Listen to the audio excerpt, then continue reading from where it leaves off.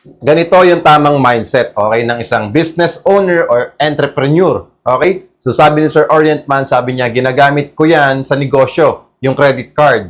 Utang muna at pinapatubo sa kabayad. Ulit-ulit lang, lumaki din yung negosyo ko, pwede pagkakitaan basta wais. So para sa mga credit card holders natin dyan, di ba? So maging wais tayo tulad ni Sir. Kailangan tama yung pinagkagastusan natin, ginagamit natin sa tama yung mga credit limit natin para maiwasan natin na magkaroon ng bad history, okay, ng kaso sa bangko, lalo na kung credit card user ka. So mas maganda kasi na mapangalagaan natin yung credit score natin at maayos natin yung pangalan natin sa mga bangko para in the future, okay, kung meron ka mang malaking pangailangan na pera, kung maglo-loan ka sa kanila ng malaking pera, okay, pang business loan mo, okay, or pang negosyo mo, makakahiram ka sa kanila ng paulit-ulit. At mare-request mo pa na mabigyan ka ng mas mababang interest dun sa niloloan mong pera. Ayos ba yun? So maraming salamat po kay Sir Orientman, no? At isa sa mga good example natin dyan sa mga credit card users. Okay, para ma-inspire din yung mga tao na